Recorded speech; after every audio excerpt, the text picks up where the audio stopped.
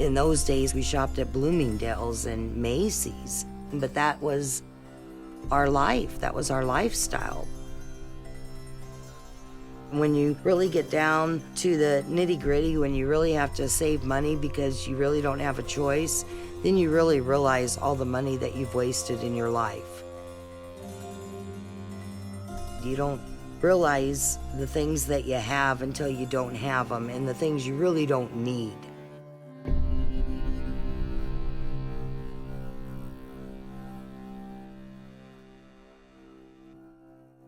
I think it's what you make of it. I lived over in Exarban, and I drove by these mobile homes for a long time, and I would have never thought one day I would be living in one. My trailer, you know, from the outside you would think yuck, but when you walk in, I mean, it's what you make of it.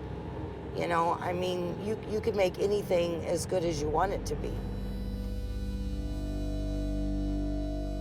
I grew up in Omaha, Nebraska, and I had a good childhood, and I have wonderful parents, very loving home I grew up in.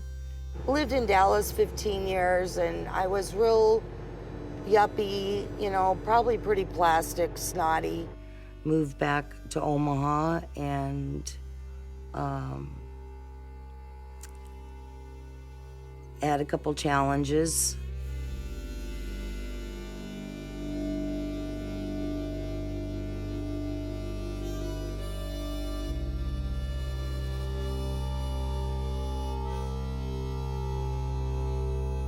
My ex-husband owes me $34,000 in child support, and I really need the money.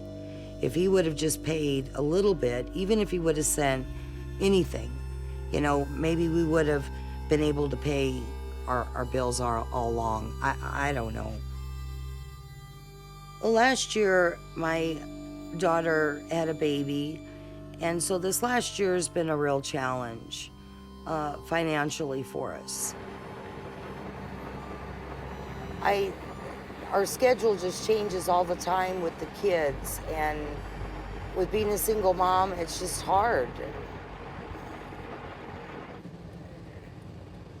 Life has just changed so much since I moved back here. And plus I had a husband then also. It's just real time consuming, you know, taking him to school, picking him up from school. Our main focus is getting Haley to graduate from high school.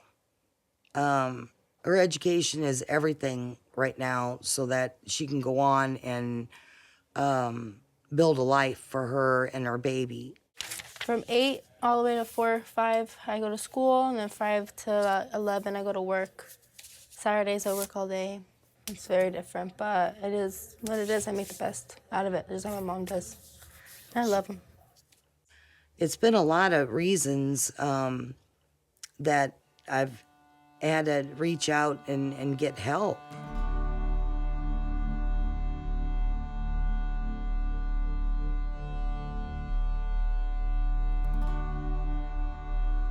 The challenge and the struggle has been paying bills. You know, I've fallen behind quite a bit with the utilities. I'm sure a lot of people in my family and my friends probably don't know that I even called to get help. I mean, it's embarrassing. And it's a utility bill. I mean, how much could that be?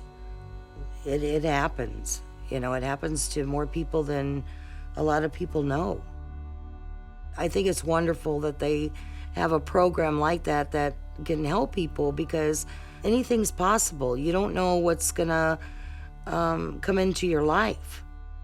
When, you know, you have kids, when you have a little girl that's 5 and want her to go off to college and, you know, be a doctor, and sometimes things happen. And that's his little bed. My mama. My baby, baby, baby. It's nice to know that we have a community that is there to help you. Hey there. Want to play toys? You know, it's so much pressure off of you. You know, just when you get that call saying, okay, we're going to help you, you know, have you ever had that? I mean, just that moment, the lift off. I mean, it's just that. In the last 15, 20 years, I've realized that there's a lot of things you really don't need in life. But who needs all that stuff? Gosh, I didn't need all that stuff that I bought. And where is it? Where is it in this world? I think anybody could donate $1 or $5. Next month, I could have an extra $5 and donate. I think everybody could donate.